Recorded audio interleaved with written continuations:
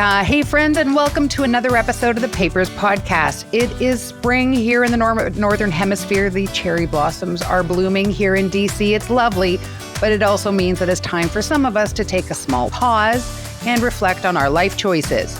So while Jason and John reflect on regret, Linda and I are having a little vacation. We'll be back in about a week or two, so stay tuned. And while we're gone, please enjoy this episode, one of our best of. That was pretty good. That was very good. That was very good. Thank you. That's pretty good. Thank you.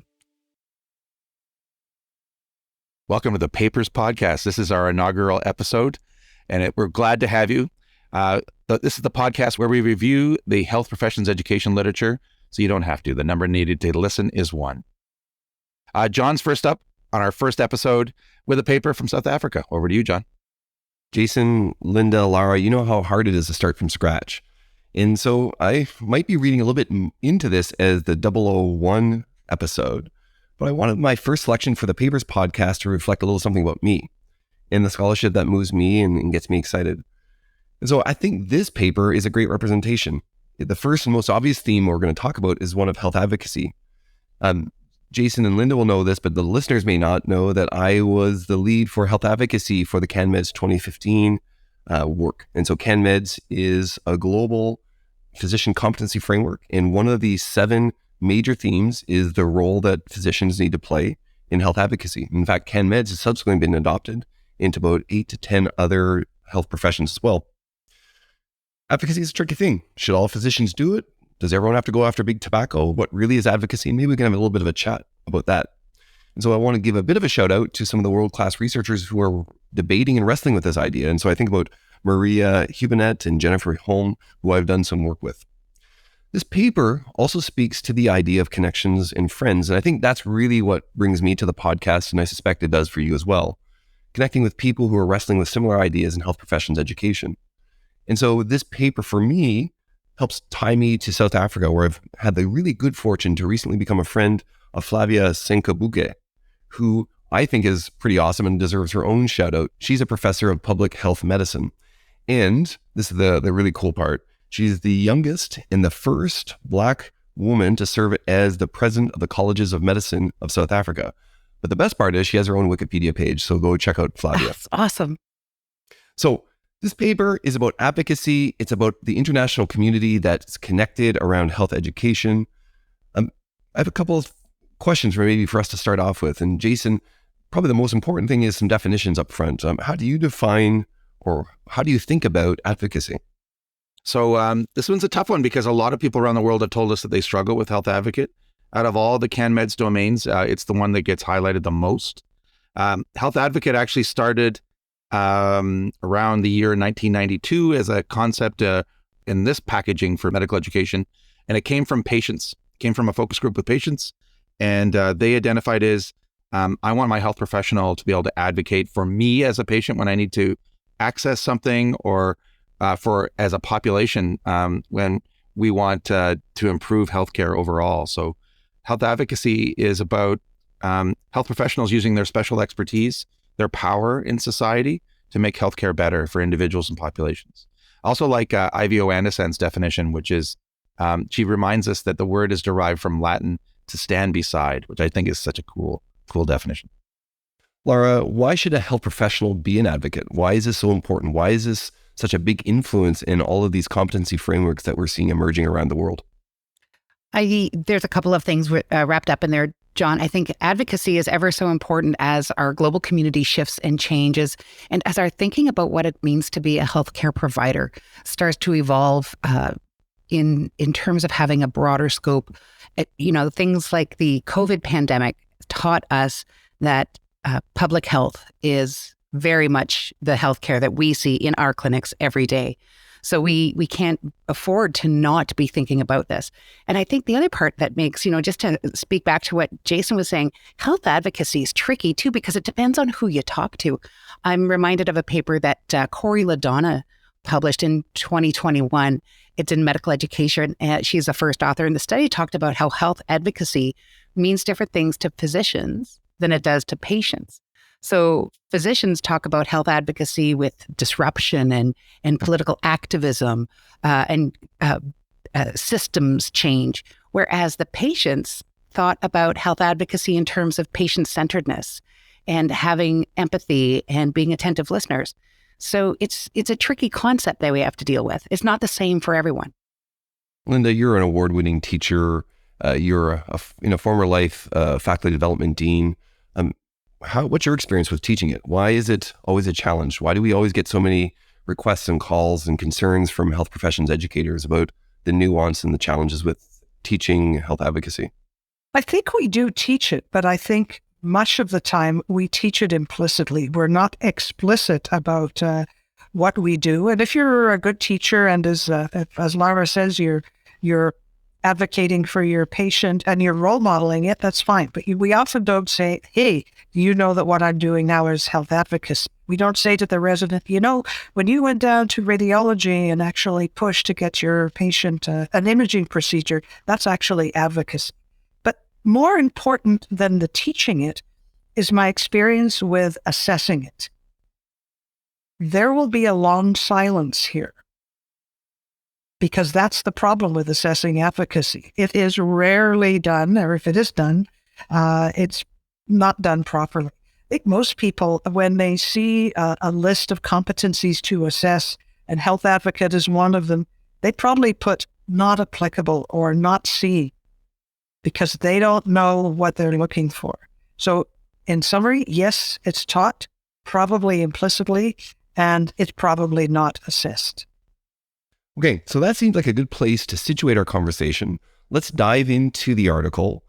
The article is by Van Staden and Duma, and it's titled The Teaching, Learning, and Assessment of Health Advocacy in the South African College of Health Sciences. It's published in the November 2022 issue of the South African Journal of Higher Education. So if you're not a regular subscriber to this journal, I'm not necessarily. We are doing the work here at the Papers Podcast, scanning all of the HPE lit to find things that we think is going to change your practice. So here's what the purpose of this study was, and I'm going to quote the authors. The research set out to investigate the extent to which health advocacy as a core competency within health professions education and training is taught and assessed within health professions training programs at a single South African university. They used a sequential mixed method study of undergraduate programs that included audiology, dental therapy, medical science, medicine, nursing, occupational therapy, pharmacy, physiology, physiotherapy, speech language therapy, sports science, and optometry. So you really see a whole collection and a whole spectrum of health professions education here. A convenient sample of 8 of the 12 curricula that were made available from those different disciplines were then mapped. They used explicit, such as the term advocate, or implicit, such as the term social justice, to identify relevant learning outcomes from the curriculum maps. Then did a content analysis using frequency of outcomes to identify common and different competencies related to health advocacy across these different health profession disciplines. Subsequent to this document review, they conducted key informant focus groups that were recruited with purposive sampling. And I promise you that I was going to say purposive, yeah. And I was going to change it for this podcast. But no. But my reptilian brain can't handle it. Purposive. Yeah. I'm going to, you know what, I'm standing by this. I'm going to use the word purposive for another decade. Stand there if you want, but it's wrong, hon. I'm sorry. It's an interesting word you've made up, Don. Again. Yep. It's like a neologism, isn't it? Or I guess it's not, just a mispronunciation. No, but it's a mispronunciation, so it's a neopronunciatism. A neopronunciationism. Okay. It's like nuclear. It's the same thing. I love the company that I'm keeping. Anyway, so they were intentional in sampling the people that they wanted to be a part of this group to have diversity, which is what purpose of, I can hardly even say it. It's like so ingrained means. I was cheering you on, bud. You got this. You know what? I could see you looking at me, and I knew in my eyes I was going to screw that part up. Well done to me. The questions addressed how health advocacy is taught, assessed, and incorporated. They did a thematic data analysis of the transcriptions and the field notes. And a second researcher recoded the data to ensure credibility. They identified key themes by that were identified by the coding and then triangulated them back to the curriculum mapping exercise. So I'll turn to Linda, Jason, Lara for some comments about the methods. First of all, I think this is a really good idea. I mean, we don't really know much about health advocacy and the teaching and the assessing of it. And here's a place where, as described in the introduction, health advocacy teaching and practice is really necessary. I like the idea of a sequential mixed methods, and I particularly like the idea that in a context where, the authors probably didn't have a huge grant to do this. So they took a lot of information, a lot of data they already had from the documents and worked with that to begin with, and then had a couple of focus groups so that they could actually clarify what they actually saw in the data and try to triangulate the two sets of results. I'm sure there's much more complex things that could be said about the methodology, but good on them for starting this way. Yeah, similarly, I felt positive about this paper. I loved the compelling opening paragraph that said health advocacy is so critically important to South Africa right now for healthcare. That was compelling to me. I would have liked to have seen the authors write a little bit more about the existing literature on health advocate, because there is a body of literature that's out there, and that would have maybe informed their study. I would also have liked to see two other things. One was, if they're going to do curriculum mapping, I'd like to hear what that looked like. It sounded like they went through documents that were submitted to them, and they searched for keywords. You could debate, well, which keywords to use, but just because a keyword is written doesn't mean it was actually taught, and it doesn't mean it was actually learned. So that's a certain level of curriculum mapping. And then the focus group is a curious choice to me. I'd love to hear what other people think about that. But if you're in a focus group with people asking, did you teach this thing that's really important? The social desirability feeling in that room is going to be really high. I'm wondering if an interview would have been a better choice for this topic anyway. So the focus group part doesn't bother me so much, Jason, but except to note that there was a focus group of 11. And for me, 11 people in any conversation just gets hard to manage. So for me, and there's no great gravity, big thinking science behind this. But for me, typically, a focus group at 6 I can manage, and at 8 is getting unmanageable. But maybe it's a different kind of cultural context, different kinds of discussions going on. So it may not hold there. But for me, somewhere between 6 and 8 is a sweet spot. I thought the design was very clear. I really appreciated their description and their clarity on that. The study is conducted from a post-positivist orientation. There's hints of that throughout, and that's absolutely fine. Their use of thematic analysis really works for me. One of the things that's really useful in terms of thematic analysis, especially if you look at the traditions that have been created by Brown and Clark, who just recently wrote a great book on thematic analysis. So if you're interested in doing that, I highly recommend. Came out in 2022. But thematic analysis is a very flexible approach to qualitative data analysis. And so when you use it from a post-positivist orientation, they call it little q qual, which is fine. It's a really powerful tool to use for helping to do this analysis. One thing, I'm not going to steal the thunder because I'm going to touch on the results here in a bit, but I'm just going to foreshadow. One of the things that we have to remember, though, when we do thematic analysis is that a code, right? So when we go through the process, first you generate codes, then from those codes you generate themes. Codes hold on to one idea, right? So it's a single meaning unit, a single concept. Themes bring several different codes together to develop more insight, to offer a deeper understanding. I just want to put that there on our placeholder in our parking lot, because I'm going to come back to that when we talk about results. Back to you, John. I got to stop here just to say thank you, Lara. That's the best explained of codes and themes I've heard for a while. So for you papers people, remember that as you're going to be doing some analysis with coding and theme. Lara, do you want to say the reference one more time for everybody listening so you have to stop and rewind? Sure. So the book is called Thematic Analysis, A Practical Guide, and is by Victoria Brown and Victoria Clark. Just a hint of the word, otherwise, though, Brown is it's pronounced Brown, but it's spelled B-R-A-U-N, which suggests brawn, but it's pronounced Brown. And it was published in 2022. Great book, walks you through coding. Really nicely done.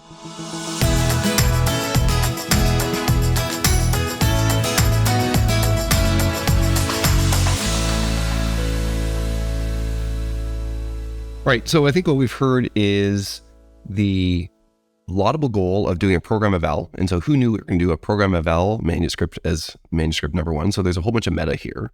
A second laudable goal that Lara was able to say post-positivist without really crinkling up her face and getting hot under the collar. We'll see how long that lasts, but I'm here to defend the post-positivist. So papers listeners, you have people who are on your side. So let's jump to the outcomes. They identified 6 key themes. The first was the perceived importance of the health advocate role for health practitioners.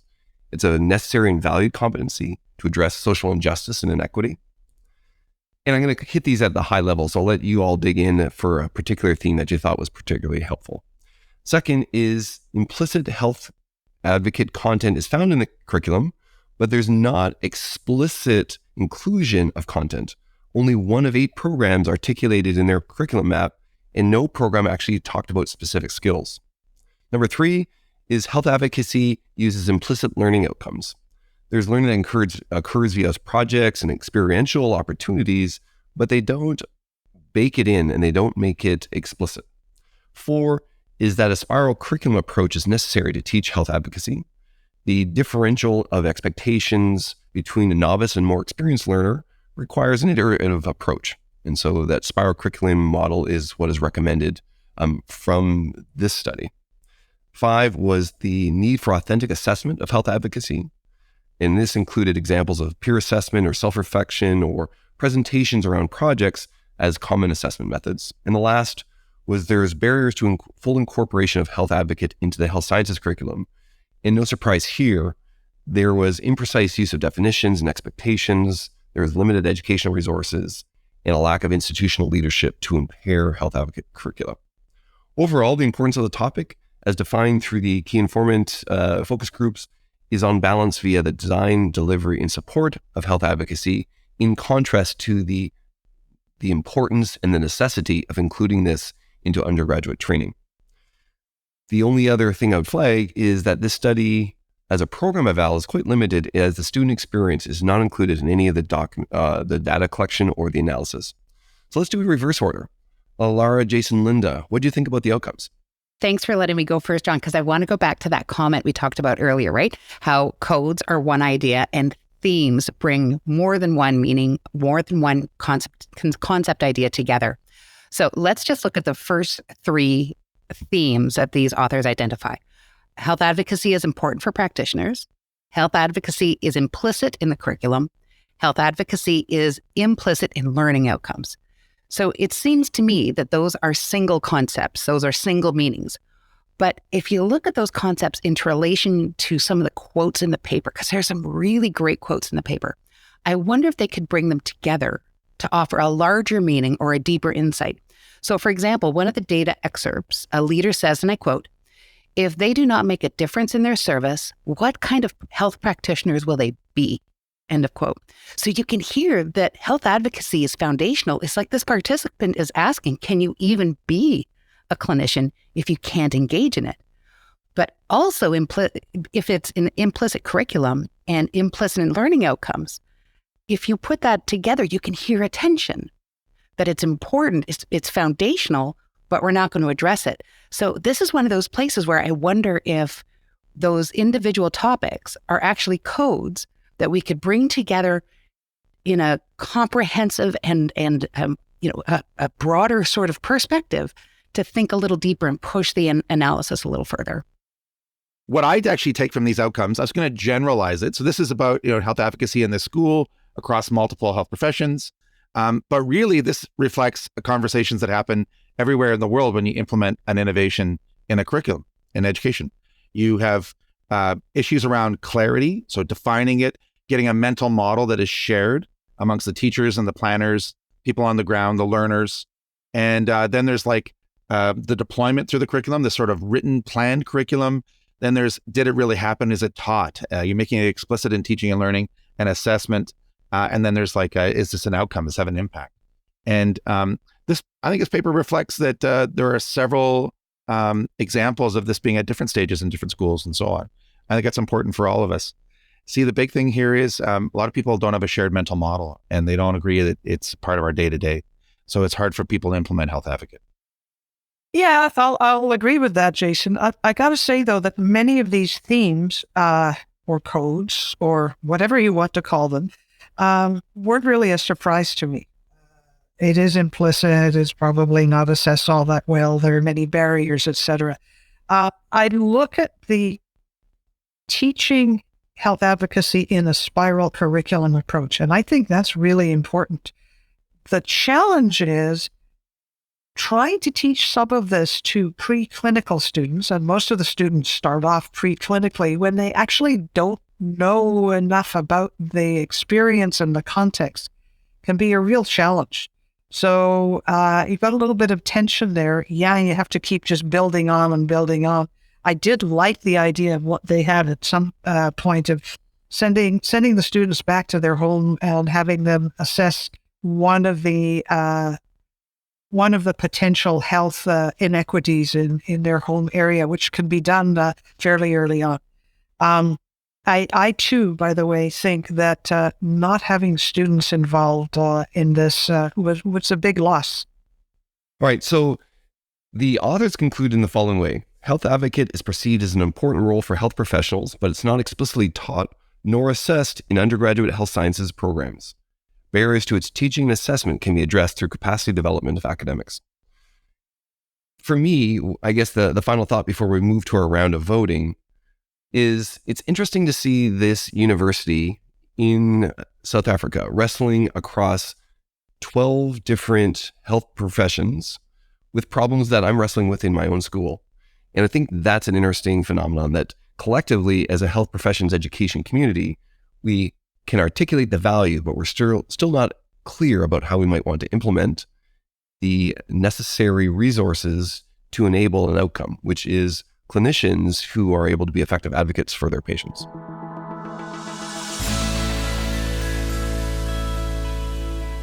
So let's go to the round of voting. And I expect the moans and groans, but we're going to keep at it. If you're new to the Papers podcast, which means everybody, because it's our first episode. That's right. Our first vote is around the methodological quality. So it's a scale of 1 to 5. 1 is this is a terrible design. It's deeply flawed. It's fatal. And we probably shouldn't even have a conversation about the outcomes because they don't matter. A 5 is this is an exemplar. If you're going to do a similar type of study, you might want to consider templating from this. And so Jason, Linda, Lara, scale of 1 to 5. What do you think about the methodological quality? Okay, Lara's giving me faces because she knows how hard it is to be the first person to score anybody in our new podcast on the first episode. But that's okay because I'm brave and I'm going to be fair to everybody. And the methods here are a 2 and they're solid, but they're a 2. I'm going to give it a 3. Why? Because the methods were, what I might expect, probably given the resources that were probably available. No, it didn't include everything. Perhaps the coding could have been done a little bit different. But, good on them for starting with this type of a methodology, not just sending out a survey. So I'm going to give this a 2.5 just to watch John's head spin. No, because we made up the scale. It's got nothing to do with anything. The listeners, it's ordinal values. It's ordinal values. Ordinal's going to have a 0.5. It's a number. No. Yes. Okay, your new name is Dr. Hedgie. But I agree. So 3 is where the vast majority of papers are going to fall in the literature. It's a solid 3 is a number I would give for a solid paper, very reasonable. There are some things I'd like to adjust or tweak on this one, so a 2.5. I am going to play by the rules because that's what no I'm known rules. for. We just made this up. It's fiction. I'm going to tell your children that there are no rules. I'm never going to let you meet my kids. So I'm going to give this paper a 3. They took a big bite. And I think much like all the studies that I'm involved with, you're aspirational at the start and then feasibility creeps its way in. And so, yes, I would have liked to see some broader approaches which would add to the work and effort in terms of their key informant interviews, smaller size, more representative of a number of different perspectives, including learners. And so you could have simply done the document analysis and then provided a greater description of what you found in the document analysis. I see why it's complementary, but it leads to challenges that the document analysis is not fully explained. The key informant data is not fully realized. And so, yeah, we're at a 3.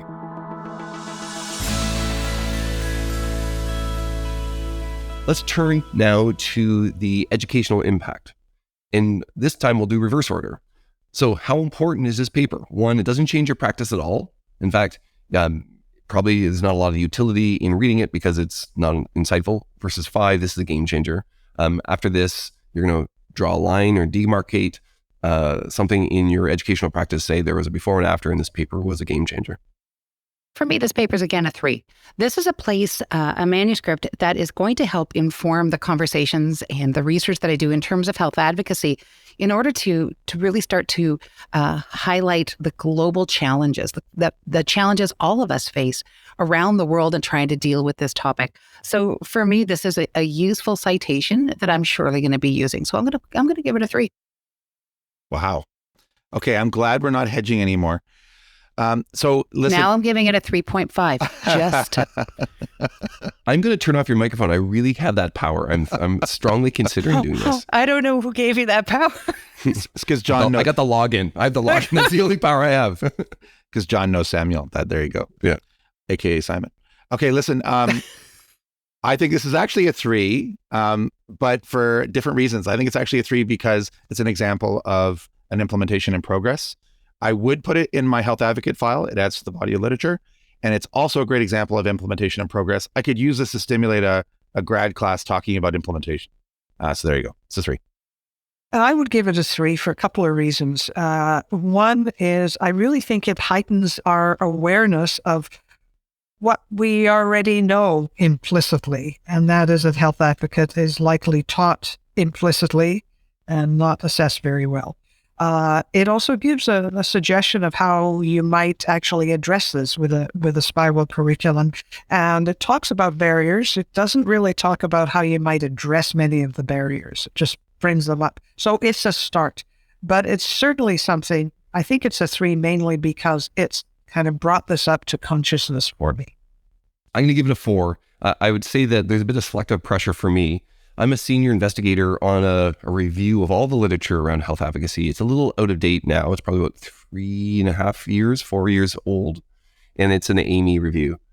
And I'll tell you that the literature around implementation is super light.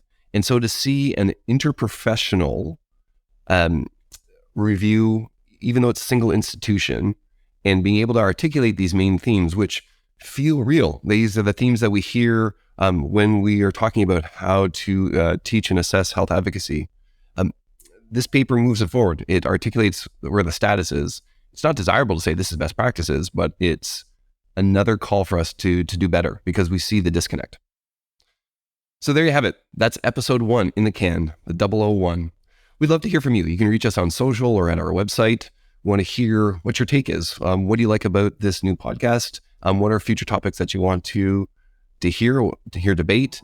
Do you want to give microphone control over to Lara so she can turn me off, which I know that she's desperately get the login access for? No.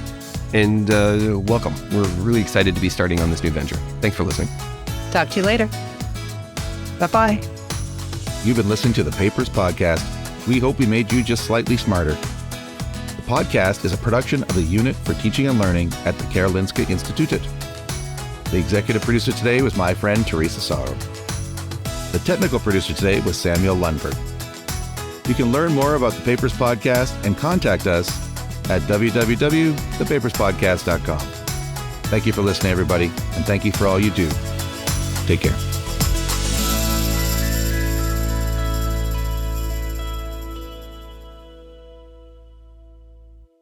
That was pretty good. If I practice it long enough, thank you. Good. Thank you. Except you said Norman Hemisphere, which I think is intriguing. You switched it, but that's okay. Well, shit now, happens. Is it somebody named Norman? Is it all Normans? It's all Normans everywhere are taking time off. I think it's Norman culture.